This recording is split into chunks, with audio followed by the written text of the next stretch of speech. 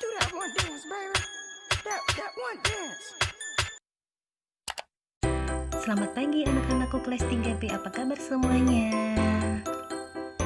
Hari ini kita belajar pembelajaran PLH kelas 3, materi PLH, yaitu KD 3.1 menyebutkan tata tertib pemeliharaan lingkungan sekolah.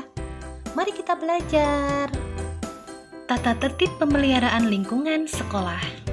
Amatilah lingkungan sekolahmu. Apakah lingkungan sekolahmu bersih dan indah? Apakah kamu merasa nyaman belajar di sekolahmu? Lingkungan sekolah yang bersih dan indah membuat siswa merasa nyaman belajar.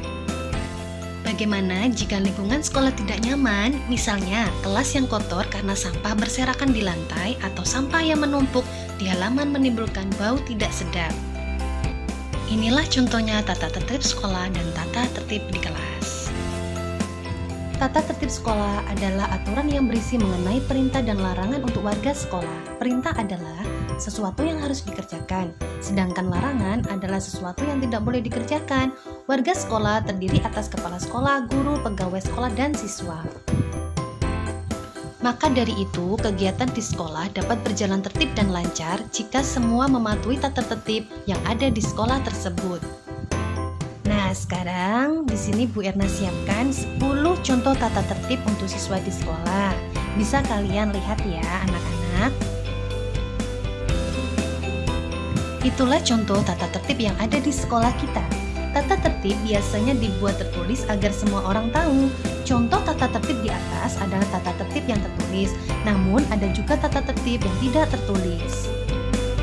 Contoh tata tertib yang tidak tertulis antara lain sebagai berikut. 1. Siswa harus menghormati guru. 2. Sesama siswa harus saling menghormati. 3. Siswa harus berbicara dengan sopan. 4. Siswa tidak boleh mencontek di kelas. Tata tertib sekolah bertujuan untuk mengatur warga sekolah agar tercipta suasana yang nyaman, tertib, dan teratur. Selain mengatur siswa dan kegiatan belajar, tata tertib sekolah juga mengatur mengenai pemeliharaan lingkungan sekolah. Tata tertib pemeliharaan lingkungan sekolah antara lain sebagai berikut. 1. Siswa harus membuang sampah pada tempatnya. 2. Siswa harus mengikuti kerja bakti membersihkan lingkungan sekolah. 3. Siswa harus mengikuti piket kelas setiap hari. 4. Siswa wajib memelihara kebersihan lingkungan sekolah dan kelasnya.